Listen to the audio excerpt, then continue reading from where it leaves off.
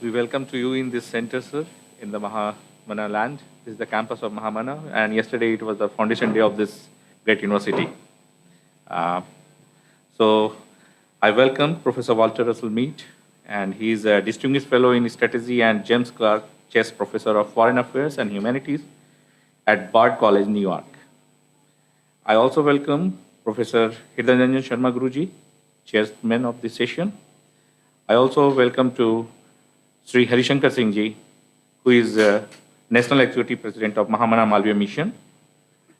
And also welcome to Dr. Prabhakar Upadhyay, who is organizing secretary of this special session for today. And I also welcome to all this August gathering here in this hall. And first of all, before the welcome address and all, I would like to request all the distinguished guests on dais, please garlanding the bust of Mahamanaji, along with mantras, Vedic mantras, recitation by Sri Ankit Mishra, student of Department of Veda. So, please.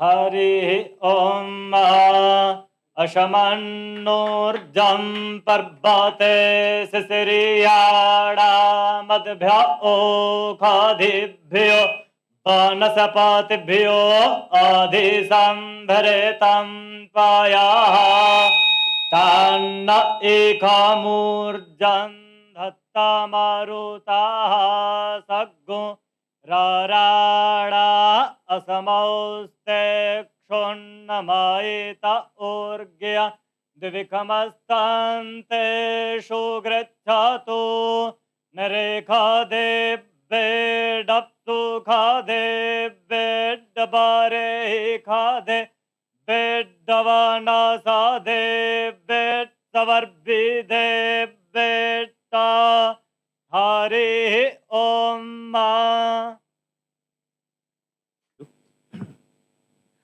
So, please switch on the light. Yeah. Thank you, sir.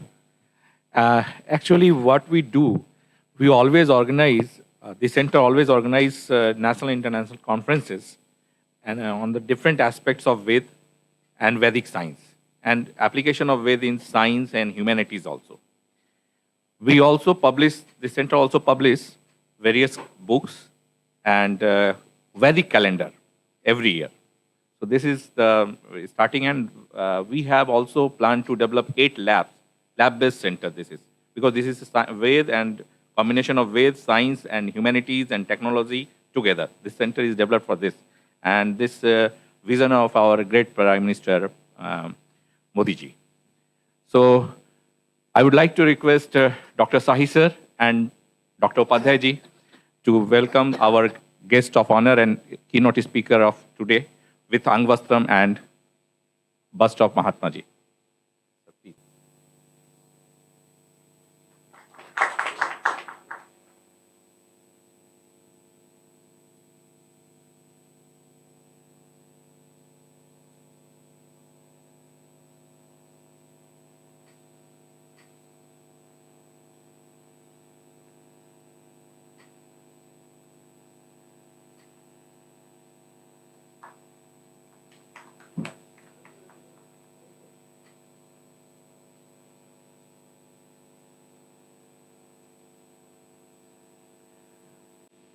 Now I would like to request Professor P.K. Mishra sir and Tripathi sir to welcome our guest of honor, Sri Hari Singh sir ji.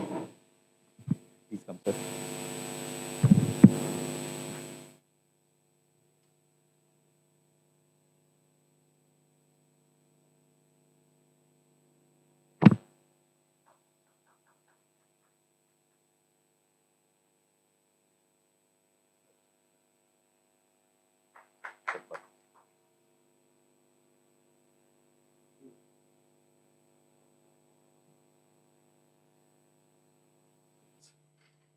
So I would like to request Professor Shukla sir, attending our chairman sir.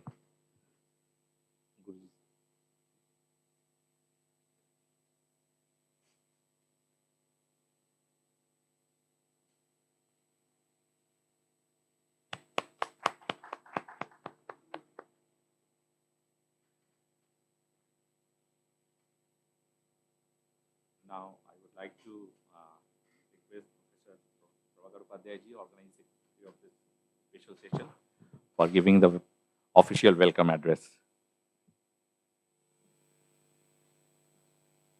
महामना की स्मृति को प्रणाम करते हुए इस सभागार में उपस्थित आप सभी विद्वज्जनों का मैं हृदय से स्वागत करता हूं।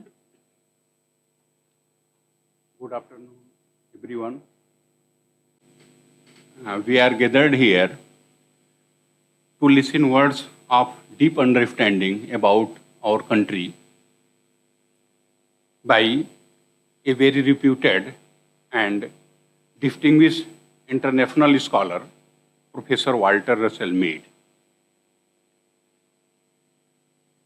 I extend a very hearty welcome to all present here in this seminar hall, including dignitaries present on the dais.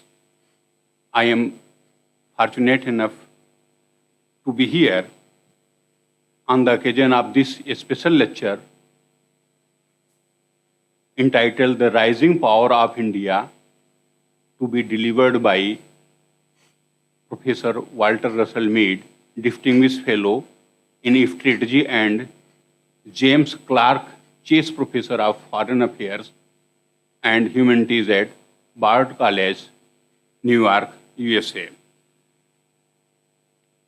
I am extremely pleased to welcome you, sir, here on behalf of this center, Vedic Vigyan Kendra, the Center of Learning of Vedic Science and Technology. Most welcome you, sir. We are fortunate to have Sri Harishankar Singh, National Executive President of Mahamana Malvi Mission, on the dais as a special guest on this occasion. On behalf of the center and also on behalf of the Mahamana Malvi Mission BHU unit, I extend our hearty welcome to you, sir. And we are thankful to you for accepting our invitation on a very short notice.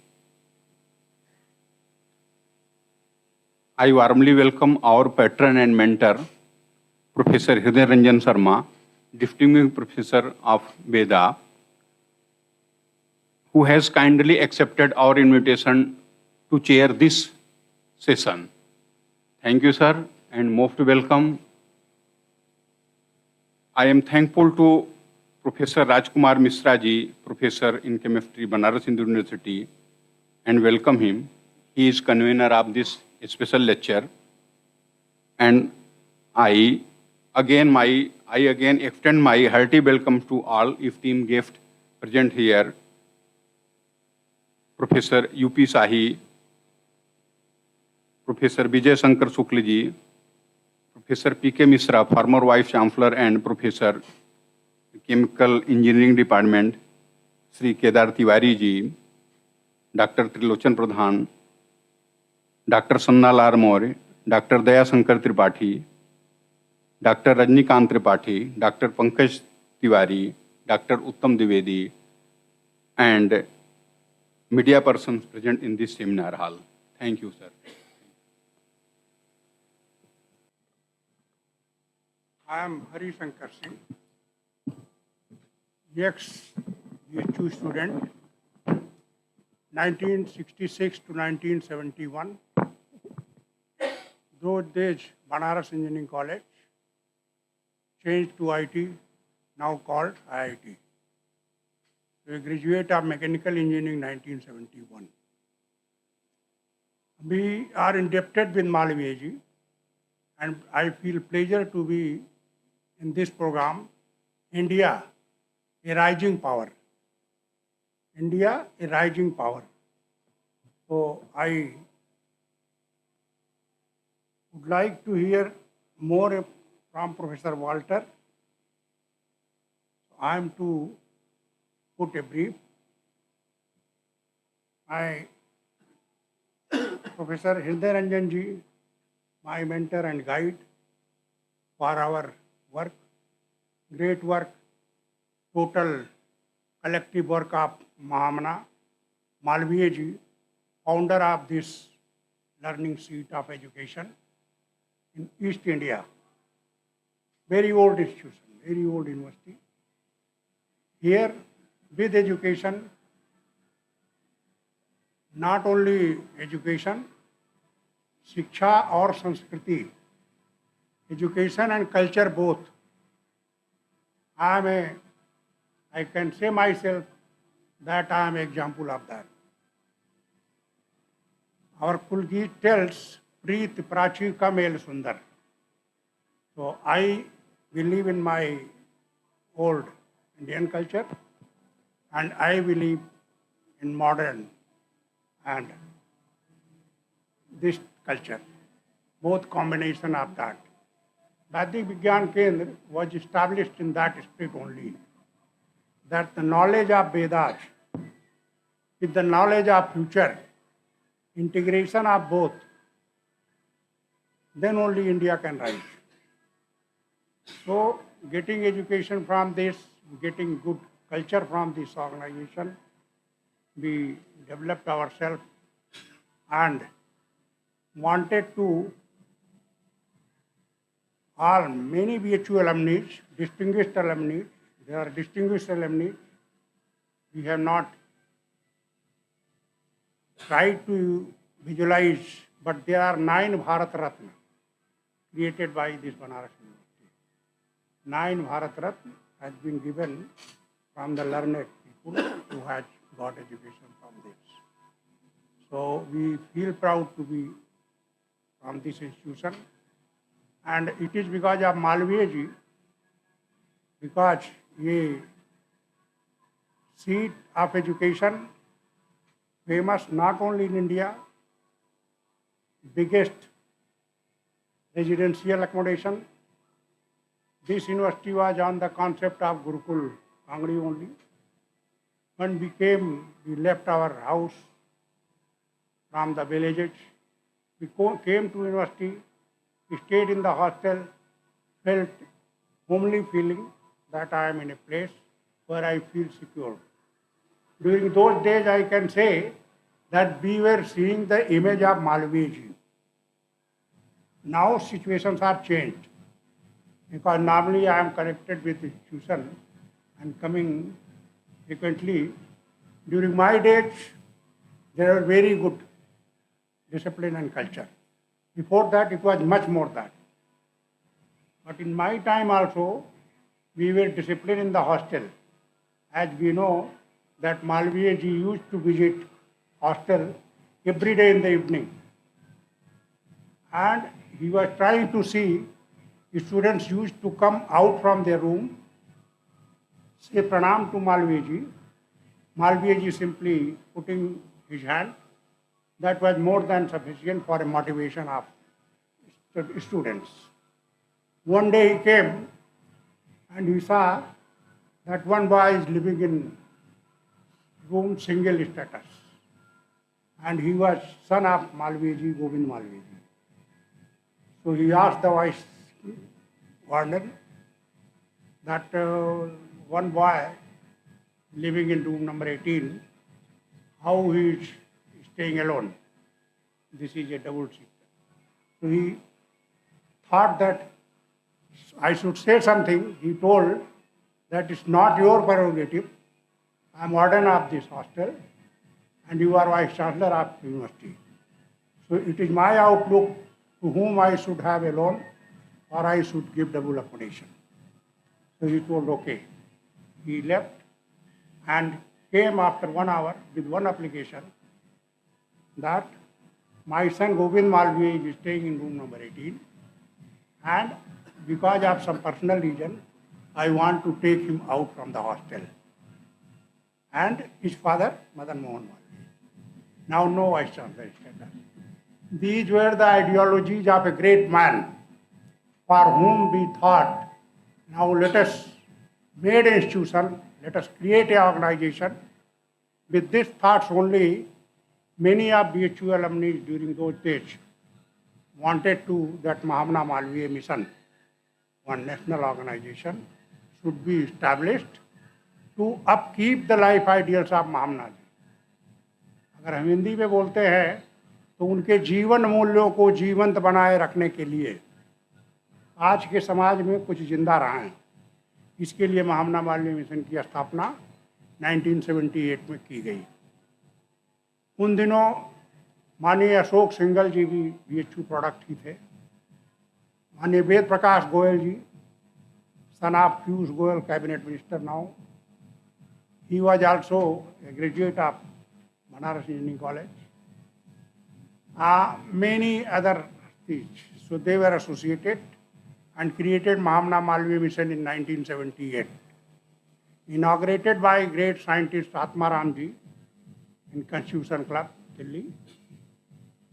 All joining from everywhere only to see that we try from our level to maintain the ethics, culture among the students, among the citizens. Malviya's thought was very, very much impressive when he told that we have done enough to create Babuj. We have made faculty of arts,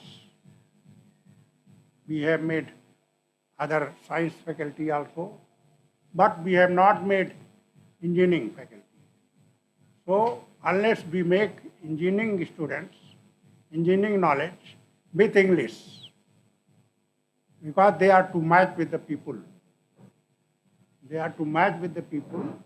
They are to match with the technological ideas of foreign, because our ideas and those things were to be integrated. We had much more. Agar that time when it is told that Ravan was having a helicopter, we can say that was a helicopter only. So that time science was there. But then new science, which became prevalent all over the world, so we were to integrate ourselves. So for that, English was necessary to be taught. We were compelled to learn English. We were compelled to learn English because all classes were in English. And we made ourselves that we should learn those subjects because that is in English only. And we should make ourselves so that advantage became very clear during once upon a time in all government sectors, government PSUs, all director or chairman, they were from BHU only before 30 years. And BHU people were getting advantage out of that. Because when they were going to organization to give the interview, so normally somebody in the board will be at least one or two. Because old engineering college, old faculties, glass technology was nowhere, mining was very exception. All mining coal industries, they were full of BHU personnel. So this idea of Malviya thought, he wanted to lay foundation for rising India. Nowadays government tells that we are doing a lot, but Malviya ji laid many things during that time only. Making engineering education from this, helping to other institutions and contributing to for industrial development of India during British period. British period because British government, that time we all know, they were taking raw material from this country, taking to England, creating products, selling here at higher prices. Because East India Company came with a business idea only. After that it became British government. But thoughts were there, basic to make business. Malviya ji was only one person who was seeing it and perceiving it that it is very bad for Indian development. If this attitude, in very mild nature, he never became Bhagat Singh, he never became Chandrasekhar Azad, but with his knowledge, with his thought, with his opposition, he was able to put before the British government that enough is enough. if it is a raw material from India, the product should also be in India. You should import machine from your country, from other country. You should make industry in India, because our raw material, along with that, our people will learn making the production and we will be developing. So that instance, one government, British government made one industrial commission, and Malviyaji was having such a personality that anything, nowadays people are fighting for becoming MP or MLA, and he was sitting in home, he was becoming MP, MLA and everywhere, even an industrial commission member. He went to round table conference, All four. England. So that way, he created the foundation for rising India. So with those things, we have been so much impressed that we wanted to make Mahamana Malviya Mission. We have 30 branches all over India. We have taken pledge to serve the needy, to serve the poor, to serve who are to get knowledge, because Malviya's feeling that people should be given advantage, because those who are able to give advantage. Those who are able to give something, they should give it. With this thing, I finish my talk. Thank you very much. Thank you, sir, for giving a very good knowledge on our university as well as on Mahamana mission, and also giving focus on Mahamana. Sir, this university was established in 1960 on Basant Panchami, day of Basant Panchami. Yesterday was the foundation day.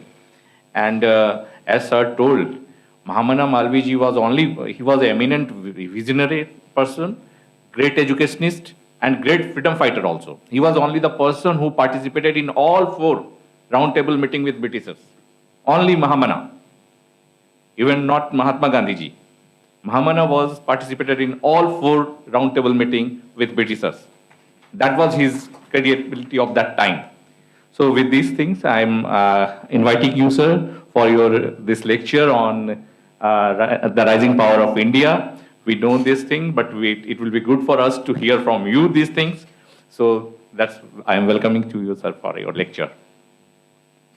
Well, thank you very much for this reception and for giving me the opportunity to speak.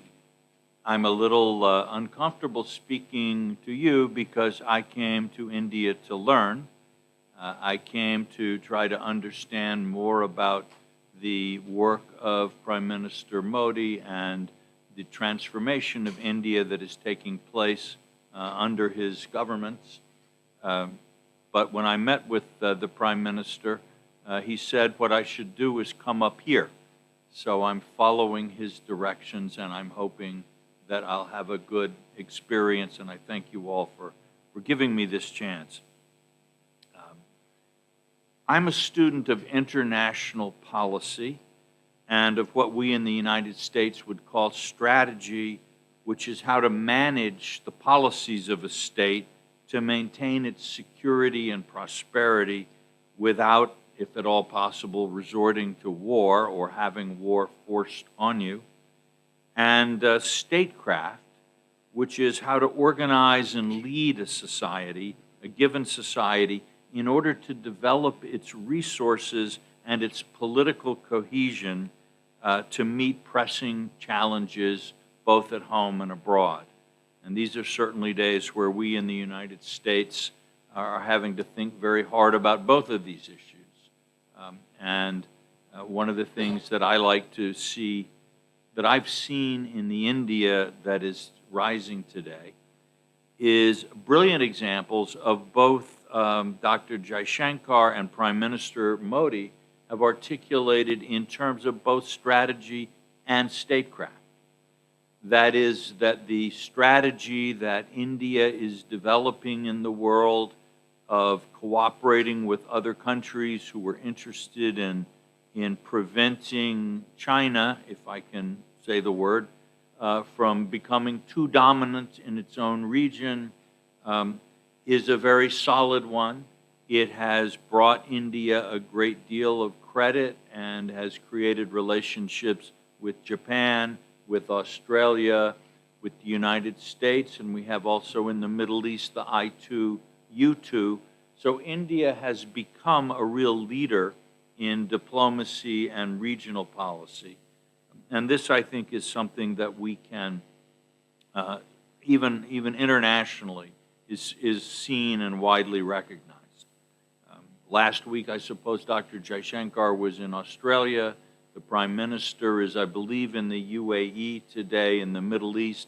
So Indian diplomacy has become extremely active and extremely effective. But the statecraft that we see, in some ways, is even more interesting than the strategy. That is, the ideas behind Prime Minister Modi's government and politics. And again, as a foreigner, it's not my job to take the side of one party in India or the other. And I've been very fortunate. I've also met with Mr. Rahul Gandhi, and I try to listen to all sides of India. It's not my business what you choose. It's my business to try to understand what you are choosing. But what I certainly have seen with Prime Minister Modi is an effort to bring together the traditional roots of Indian culture and society to create a sense of unity without blocking India's modernization. Indeed, this is the way, I think, in the Prime Minister's view, for India to be most successful with economic development. So even as he has looked to Indian traditions, and this wonderful department and this wonderful effort is clearly a part of that vision, the Prime Minister has also set very ambitious economic targets for India. That is, that it would become the third largest economy in the world during the next parliamentary term, and by 2047, the 100th anniversary of Indian independence, India would become a fully developed country. These are extraordinary. They're very ambitious goals.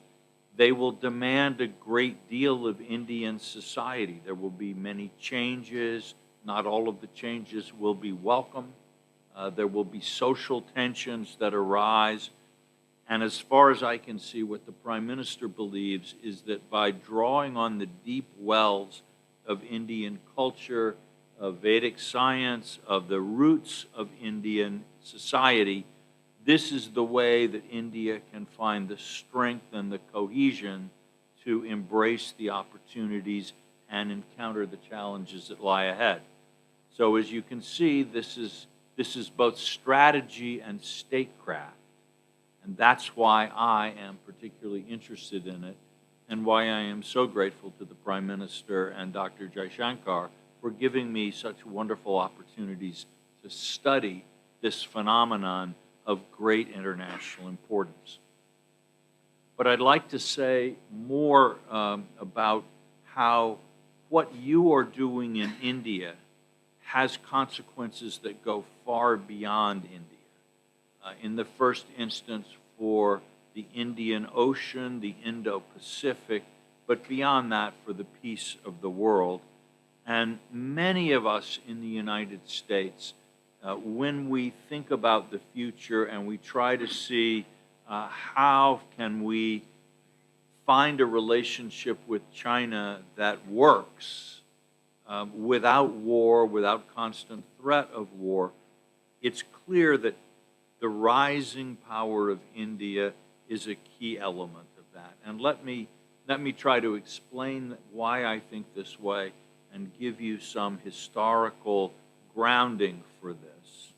And I hope that will help us all reach an understanding of the role of a rising India in the world.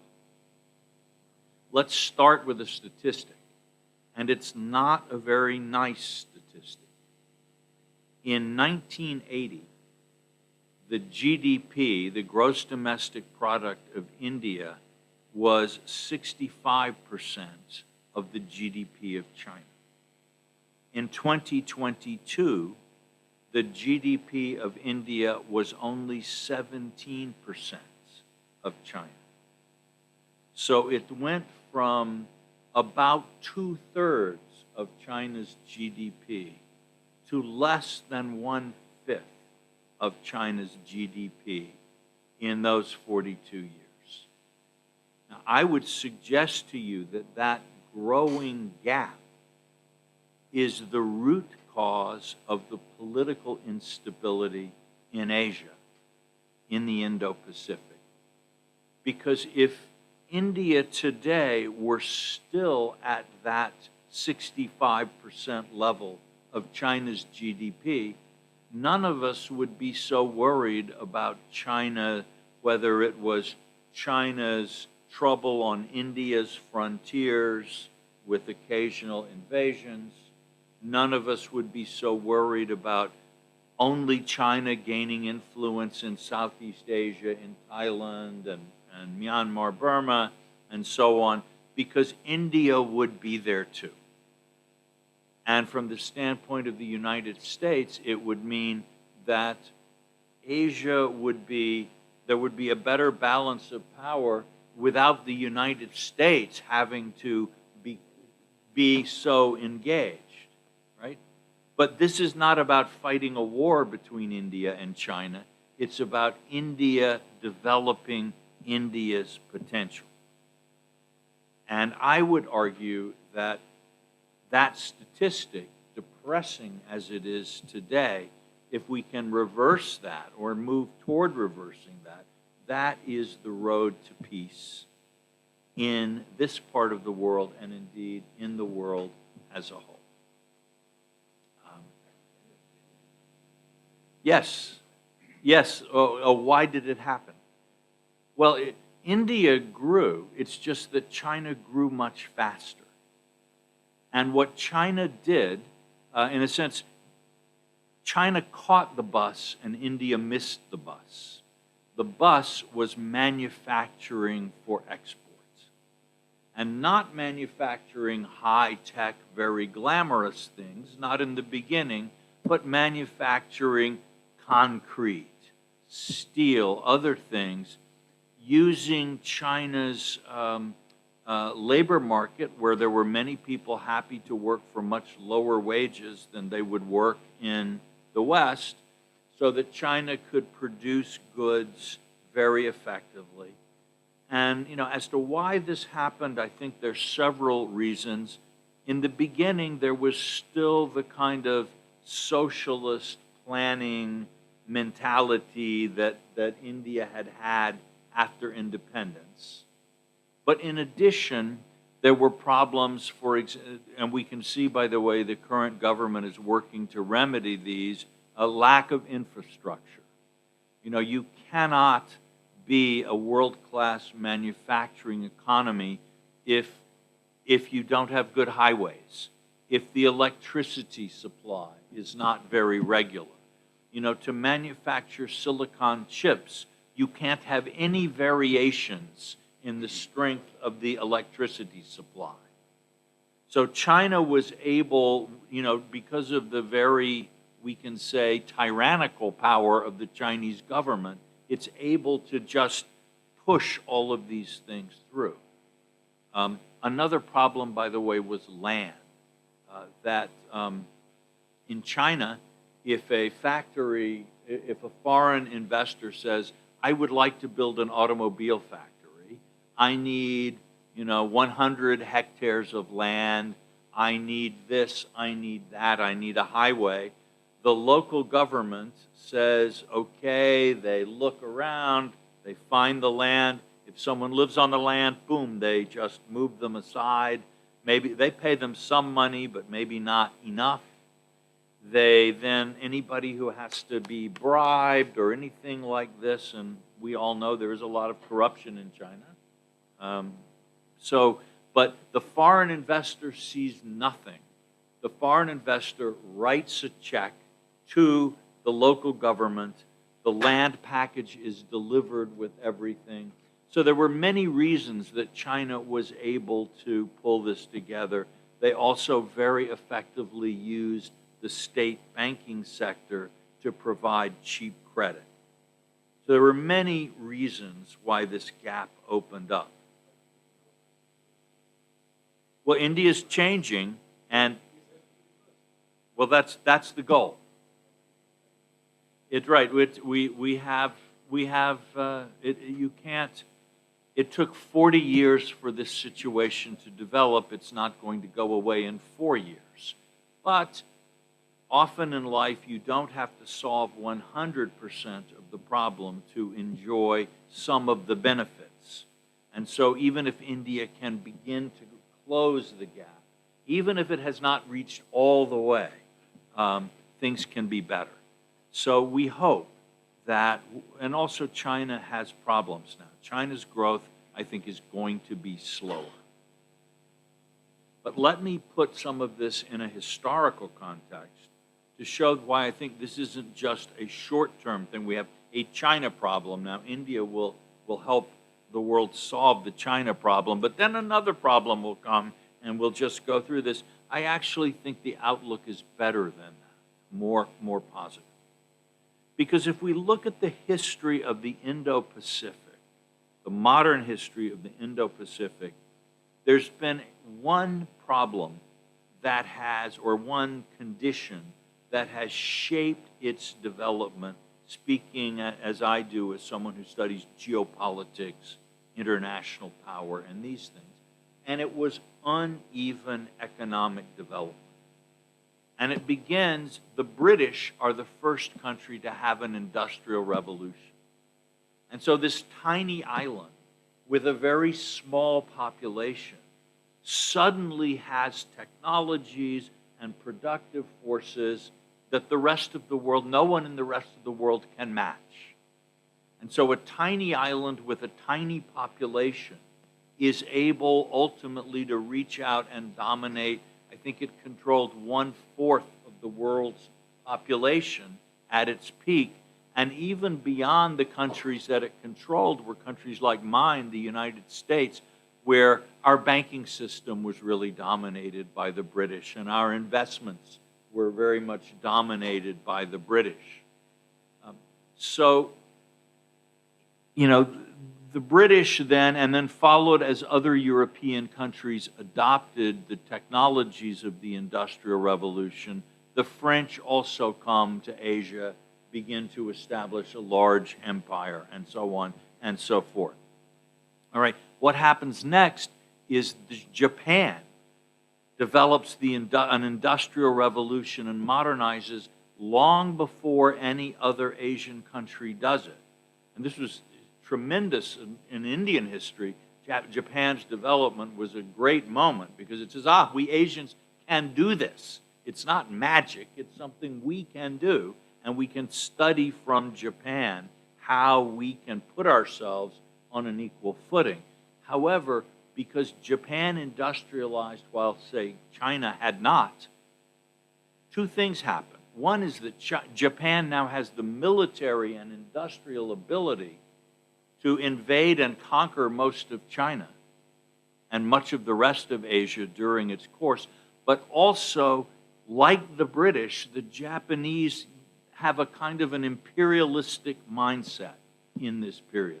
Our power is so great, we must be better than the others. We must have a right. The Chinese, they are so inefficient and dirty, they cannot organize themselves. They need us Japanese to do it, much as the British thought of many of their colonies.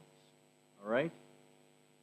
After the war, the Pacific War, it's the Soviet Union, not so much in South Asia, but in Eastern Asia, the Soviet Union, because of the war, because of Stalin's massive industrialization, was so strong that the rest of that part of the world was, again, the Soviet Union had immense ambitions, and these other countries, to preserve their independence, were forced to look for allies far away from Asia, like the United States. All right, so the Soviet Union then passes as the power, and it's China is the next country, which has the uneven development. And so in China today, you have a kind of an imperialistic mindset. They say we are smarter than other people, We are more powerful. We are richer than other people. We can set the rules. We can control the region. And we deserve to, because we are so much better than the rest. It is that same mindset that we saw in the British, we saw in the Japanese, and that caused immense suffering in this region before it could be changed. Now, the rise of India is different, because what the rise of India means is that now we can't just speak of one or two countries in Asia. We are now talking, it's a tipping point. It's a majority. And as India rises, we are seeing Vietnam is rising, right? We are seeing Indonesia is rising. So we are going to see now an Asia where the uneven development of the past is vanishing. And India is leading the process throughout Asia of the equalization of development in Asia and vis-a-vis the West, the North, however we want to put it. So this is a historic task and a historic moment. And what India, if India succeeds in this, I think it means that people throughout the region are going to live a more peaceful and prosperous life. The various countries of the region will each be able to develop as their own culture and civilization would indicate. They'll be able to follow their own views. They'll be able to make their own lives. And then, there will, of course, there will be disagreements and quarrels. We are human beings, and we do these things. But we can also expect there will not be a single country, certainly not the United States and certainly not China, that is in the position to think that it can dictate to all of these countries what they should do, how they should live, what their priorities would be. Now, this is, unfortunately, because this gap exists, there is a military dimension to the work that we all need to do. We need to think about the common security, the balance of forces. We need to make sure that China, unlike Japan, is not tempted, or unlike the British, is not tempted to take advantage of weakness. Okay, we have to do that. But our goal is not war in this. Our goal actually is to keep the peace while India's development, the rise of India, makes war impossible and convinces the people, even in Beijing, you know what? China's a very big country. We have a very large economy. But Asia is bigger than we are. It is too big. If you go to Japan today, you don't hear people dreaming of conquering Asia, the East Asia co-prosperity sphere. They know this cannot be. They know that the world has changed and this is impossible. You can go to Britain and you don't hear them talking about, let's revive the British Empire. They know this is completely impossible. We need for Beijing to have this same realization and understanding that it is just not possible. So this is why I personally strongly hope and pray that India will continue to grow, that your policies will succeed, that India will play the role in the Indo-Pacific, Asia, and the world that I believe it is destined to play. And why I think this is good news not only for Indians, but for the entire human race. Thank you very much.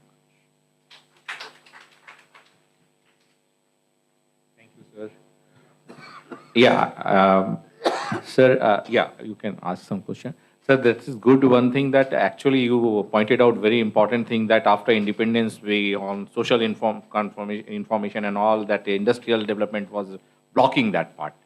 And but I would like to say one thing, sir. After Second World War, 1946, and Japan was vanished almost.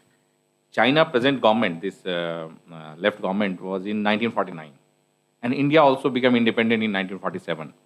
But I feel personally, I am a student of science, and you are the foreign affairs expert.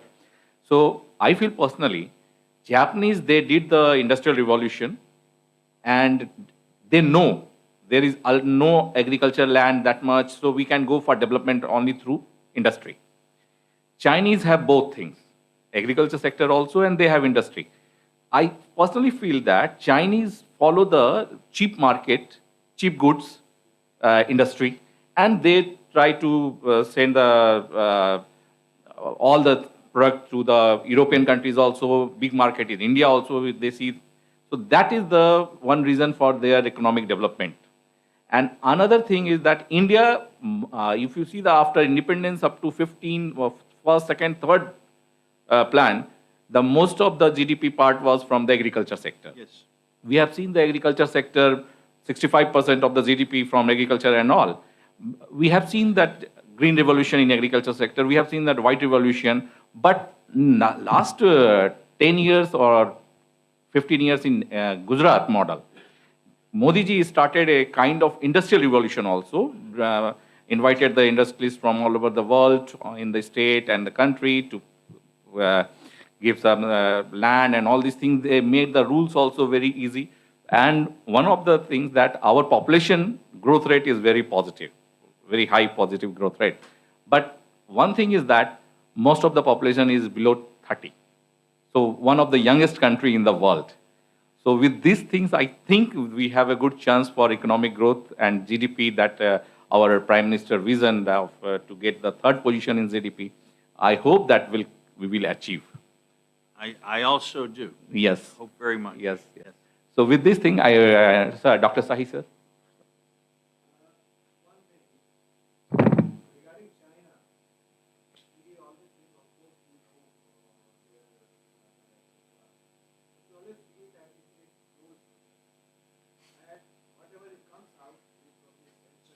Mm-hmm. Oh, yeah.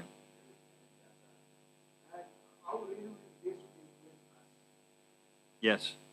No, it's really very sad what's happened in China. 10 years ago, I could go to China and have conversations with Chinese scholars and others just the same as I do here, where we're just two people speaking our minds. But today, they can't say anything. And we know that that the government statistics are completely unreliable. But we can measure that there is something there in two ways. One, you can go and you look at a city like Shanghai or Beijing. When I first went to Beijing in the 1990s, everyone was riding a bicycle. Now everyone's in a car. The roads were 2 lanes, they're 6. You can see a big difference. But also we measure it in terms of the size of Chinese exports to other countries and their imports of raw materials and so on. What we think is that China has systematically overestimated its GDP, maybe by 10%. But it's hard. It is hard to get a real number. We also have problems. If you follow the news, you know that their housing market, which is very important in the Chinese economy, the prices are going down. Developers are failing. They're having a huge problem there. So some of their GDP is measured in terms of the value of the houses, the apartments that they built. Well, what if those apartments are only half as much as they thought they were worth?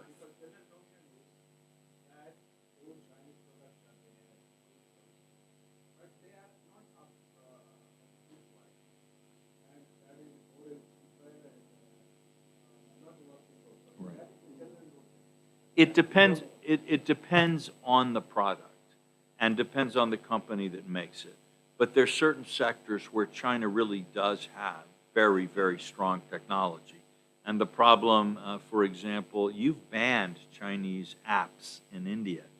The problem with the Chinese apps isn't that they don't work as apps. It's that the Chinese can take the knowledge that's in the apps, the information that's in the apps. So in that sense, the problem is not that they're bad, it's that they're too good, too over-engineered in a way. So I think we cannot dismiss China's achievements. They're very real achievements. The bullet trains that they have that, you can get in a train in Beijing and you can take it to Shanghai or Chongqing. These are real achievements. 6 hour journey. But at the same time, they have made, and their one-child policy has been a disaster. They are now facing perhaps a population crash. People now think the United States could pass China's population by the end of the 20th century. So, things have changed. We don't know how it's all going to work out. And because I once, in the 1990s, I actually spent a lot of time with Fidel Castro. I was working on U.S.-Cuba relations at that time. And Castro, I have to tell you, he was I disagreed with him about just about everything, but he was a brilliant man. He certainly understood Cuban politics. But he did have a pattern of making bad decisions. And I remember one afternoon I was with him and a group of Cubans, and he just started telling the most boring stories, on and on and on. And they weren't important, they weren't interesting. It was like your grandfather, blah, blah, blah, blah, blah, blah.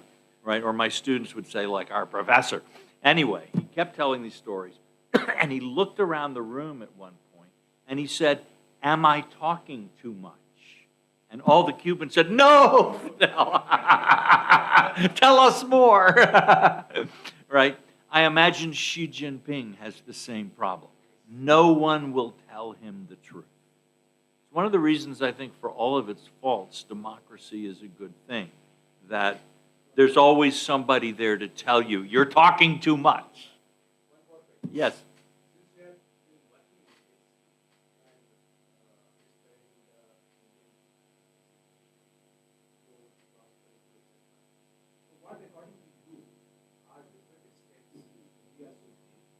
Yes.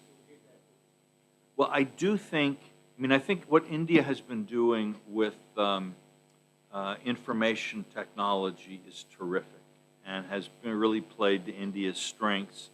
I think actually the success of Indian high-tech companies helped build Indian confidence. I can remember when I first started coming to India maybe 30 years ago, many Indians had the attitude that poor India can't really compete in the world. The rules are against us, and so on. I even once asked a friend, I said, why can't India and America get along better? We just want to trade with you. We don't want to conquer you. He looked at me, he said, that's what the British said. We just want to trade with you.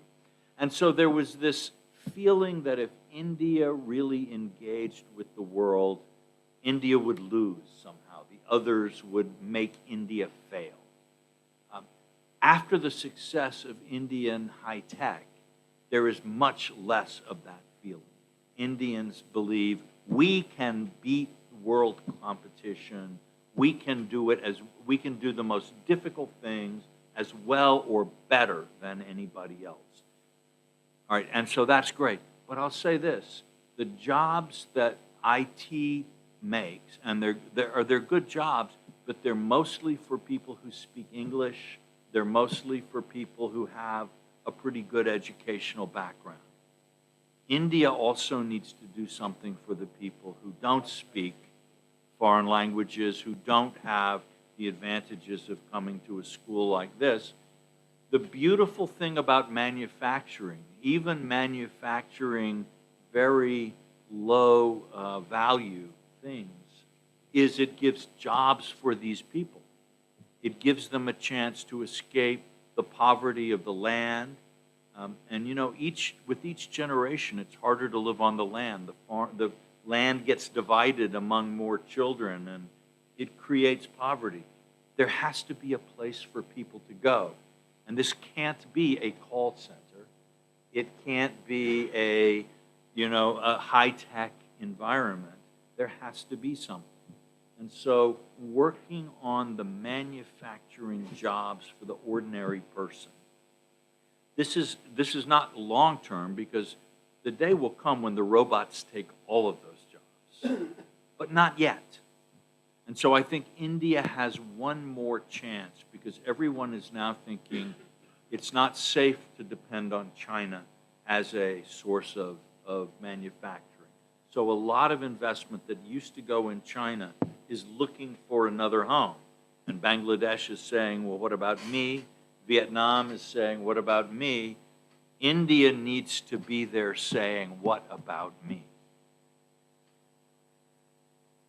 That's what I think. Thank you, sir. Yes, I won't say anything about what we discussed. That's not how that works. But I will say that I find him to be someone who thinks very deeply about the problems of India, and who is very much has his mind on the inclusion. He understands that you cannot simply grow for the top. You have to grow for the nation as a whole. Thank you, sir. So that's really very informative and very good lecture given by you, and it is a lot of solution you have given also. And with these things, I would like to ask to clap for this, and I would like to request Professor P.K. Mishra, sir, for giving the vote of thanks for this special session. Okay, sorry, sir. Yes. First of all, I would like to request Professor Hidaranjan Sharma Guruji for his chairing session and remarking on this. Switch on the thing.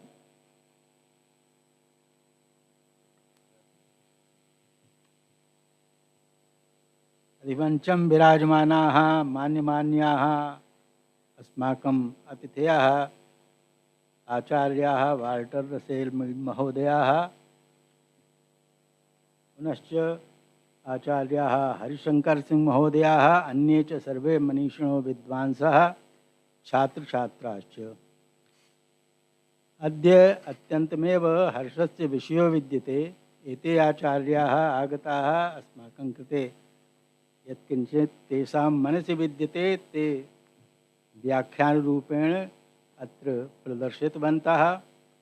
वस्तुतः महामनसां मालवीय महाभागानं यत् उद्देश्यं विद्यते सर्वस्य विश्वस्य सुखरूपं स्वरूपं भवेत् इति। अस्माकं वेदा अपि कृण्वन्तो विश्वम् आर्यम् इति उद्घोषं कुर्वन्ति। सर्वमपि विश्वं सुख शांति परम भवेत्। सर्वेपि जनाः स्वकीयं कर्तव्य रूपं कर्म कुर्वन्तः सुख शांतिं लभेयुः इति तु उद्देश्यं विद्यते महामनसां मालवीय महाभागानां।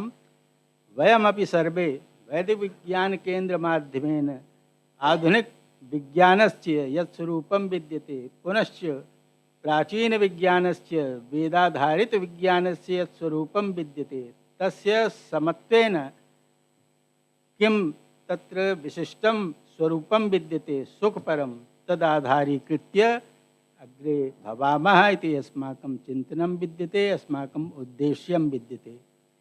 एतदेव महत्त्वम् अस्माकं जीवनस्य विद्यते। अस्माकं जीवनं केवलं भौतिकरूपेण नास्ति। अस्माकं जीवनम् आदिभौतिकम् आदिदैविकम् आध्यात्मिकं च विद्यते। पूर्णस्य जीवनस्य स्वरूपं त्रिविधं विद्यते, आदिभौतिकम् आदिदैविकम् आध्यात्मिकं च। अतः महामनसां यत् उद्देश्यं विद्यते तदेव आधारीकृत्य सर्वेषां विश्वे ये केचन जनाः पशुपक्षिणः सर्वे सन्ति सर्वेषां जनानां कृते सुखं भवेत् शांतिं भवेत् पुनश्च तेषां जीवनं संरक्षण रूपेण संवर्धन रूपेण प्रवर्तेत इत्येव उद्देश्यं विद्यते।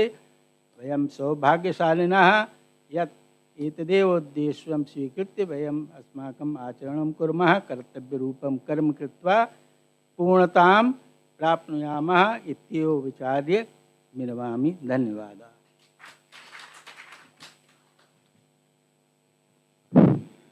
So, Honorable Professor Walter Russell Mead, let me take this opportunity to thank you because you have shown us a new perspective of Indian position in international relation.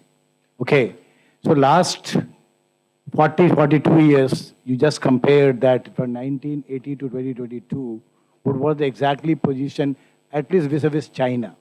That was exactly a new information even for me. And it has, I am astonished to understand, and now I'll try to correlate. I'll take few minutes, just rush through the things.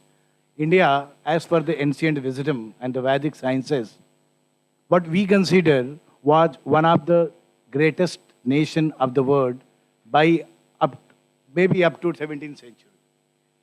Indian GDP was the first, followed by China, the second, and combined together, they were 65% of the GDP of the world. What happened in 200 years? What gone wrong with India during the British rule? When British left us, our GDP was only 1.8%. From 30% to 1.8% in 200 years. And we have seen what has happened, what has gone wrong. The educational system of India was demolished. Because earlier, what was the thing? That there were three kind of schools in India. One related to the teaching of Vedic sciences. Second for, weapons, war. And the third was related to the tradings, skills development. And majority of our students, 75%, were enrolled into that. And that is, I'm saying confidently, only due to the British account. Because in 1835, there was a survey conducted by the British collectors, not only in India, one presidency, but all of the presidencies, even including Chennai. And it said that if the student of every caste and creed were taking education in those informal schools, which were governed not by the government, but run by the society. But Macaulay has decided to change the education system and said now all these schools will be closed down. But I was astonished even to go through the account of James Prinsep in context of Varanasi, and I've seen what was the situation there. So he has completely demolished the pride of being Indian.